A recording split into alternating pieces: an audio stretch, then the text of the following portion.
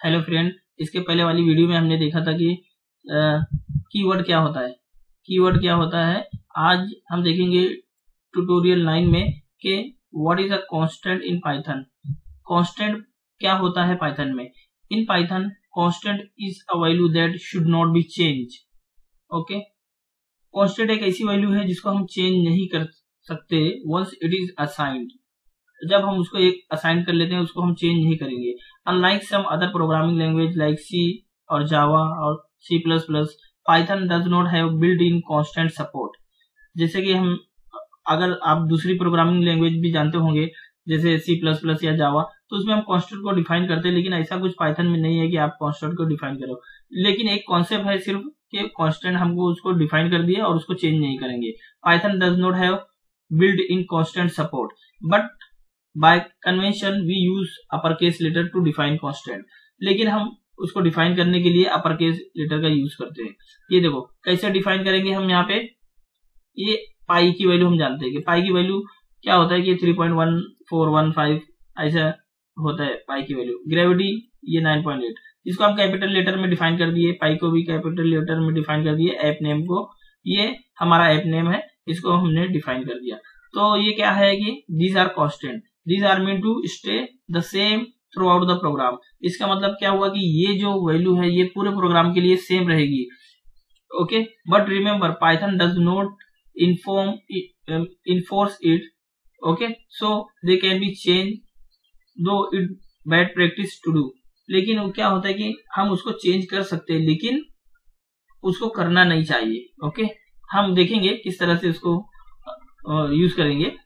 Okay, to be more organize many developer create a separate file like constant.py। क्या होता है कि जब आपका प्रोजेक्ट बड़ा हो जाएगा तो आप एक फाइल को क्रिएट कर लेंगे, जिसे यहाँ पे जाएंगे राइट क्लिक करके, यहाँ पे फाइल, ये देखो ये फाइल है, न्यू फाइल है। न्यू फाइल पे क्लिक करके यहाँ पे कांस्टेंट लिख देंगे, कांस्टेंट। Okay, .py। तो इसमें जितने भी आपके कांस्टेंट रहेंगे ना, जैसे पाई हो गया, pi is equal to 3.14। Okay, इसकी वैल्यू आप डिफाइन कर देंगे। इसी तरह से आप करते जाएंगे तो एक उसमें समझ में आता है। कोई भी दूसरा डेवलपर आएगा तो वो समझ जाएगा कि हाँ ये कांस्टेंट है। ये डिलीट कर देते हैं ये फाइल, तो ये डिलीट हो गई। ओके, कोई बात नहीं। तो ये हमारा ट्यूटोरियल नंबर 9 है। तो हम क्या करते हैं कि ये constant.py, ओके, वो नाम से डिफाइन कर देंगे। आप उसमें जितने भी कांस्टेंट है आपके वो सारे रख सकते हैं। यहाँ पे देखिए, और यहाँ पे अगर हम उसको प्रिंट करना चाहते हैं तो प्रिंट कर सकते हैं। फॉर एग्जाम्पल यहाँ पे कांस्टेंट है, अगर हमने यहाँ पे लिखा पाई की वैल्यू लिखा, समझो भैया पाई की वैल्यू है। पाई की वैल्यू कितना हो गया 3.14। ओके, समझो मैं यहाँ पे शॉर्ट में लिख रहा हूँ। तो प्रिंट करेंगे, अगर पाई की वैल्यू प्रिंट करेंगे, जब हम इस प्रोग्राम को रन करेंगे यहाँ पे देखिए 3.14 आ गया। ओके, अगर यहाँ पे आप कुछ और प्रिंट करना चाहते हैं, जैसे अपना कुछ लेटर वगैरह प्रिंट करना चाहते हैं समझने के लिए, तो आप ऐसे कर सकते हैं। जैसे pi value is equal to, फिर इसके बाद में यहाँ पे देखो कैसे दिया हुआ है, कॉमा लगा सकते हैं आप। कॉमा लगाने के बाद में फिर पाई लिख दो। तो ये क्या हो गया, यहाँ सिर्फ 3.14 बता रहा था, लेकिन ये आपका टेक्स्ट है, ये आपने टेक्स्ट डिफाइन किया है वो, तो ये टेक्स्ट भी यहाँ पे नजर आएगा। तो मैं इसको एक बार क्लियर कर लेता हूँ, CLS, ये क्लियर स्क्रीन हो जाएगा। जब हम इसको रन करेंगे प्रोग्राम को, तो यहाँ पे हम देख सकते हैं कि ये क्या है, कांस्टेंट है। ओके, पाई की वैल्यू क्या है। अगर समझो आपको रेडियस ये उसको मालूम करना है, स्क्वायर ऑफ सर्कल।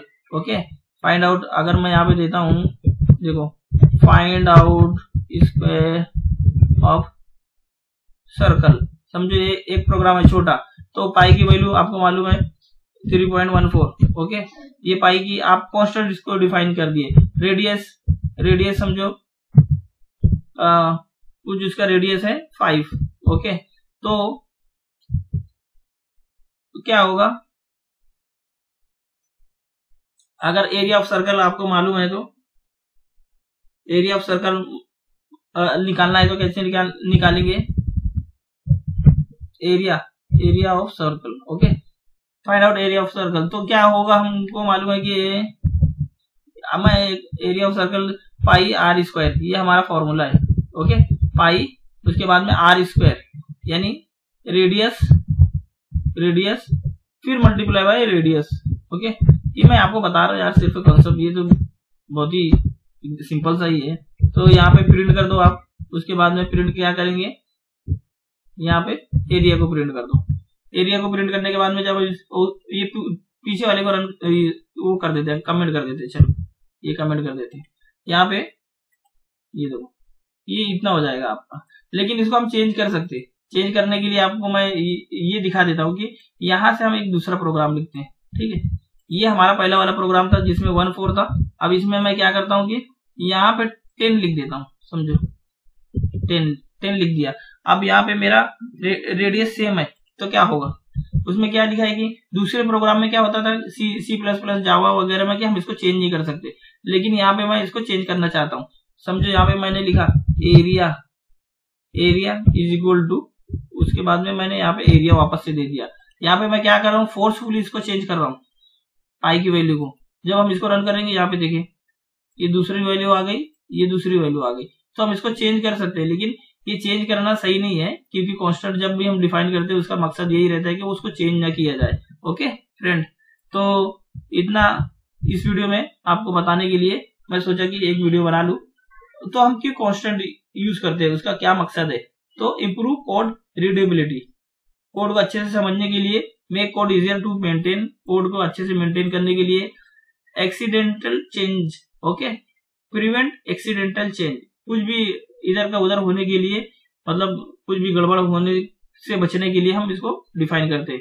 यहाँ पे देखो, you can simulate constant using classes और third party libraries if you want to enforce immutability, यानी अगर आप चाहते हैं कि कांस्टेंट जो है ना चेंज नहीं होना चाहिए, तो आप थर्ड पार्टी जो पैकेजेस वगैरह रहते हैं उसका भी यूज कर सकते हैं। But it is rarely needed in most Python project, लेकिन बहुत कम इस्तेमाल किया जाता है कि थर्ड पार्टी का हम सिर्फ कांस्टेंट के लिए वो पैकेज को इंस्टॉल करें। तो ये वीडियो में इतना ही फ्रेंड। मैं क्या करता हूँ कि इसका जो टॉपिक है ना, ये टॉपिक कॉपी करके, या तो पूरा ही कॉपी कर लेता हूँ यार, आपको नोट्स मिल जाएगी यहाँ से भी, एक तो आपको नोट्स वहां से भी मिल जाएगी और दूसरी आपको नोट्स यहाँ से भी मिल जाएगी। मैं चाहता हूँ कि ये कॉपी करके, ऐसा मैं चाह रहा हूँ, अब सही है कि नहीं, गलत है कि सही है, वो मुझे आप कमेंट में बता देना, ठीक है। तो यहाँ से मैं इतना कॉपी कर लेता हूँ यार, और मैं चाह रहा हूँ कि ये जो है ना, यहाँ पे ट्यूटोरियल 9 जो है ना, वो मैं आपको यहाँ पे भी दे दूंगा इसे, और साथ में तो नोट्स से रहेगी ना, जब आप इसको पढ़ेंगे तो इधर से भी आपको समझ में आ जाएगा यार।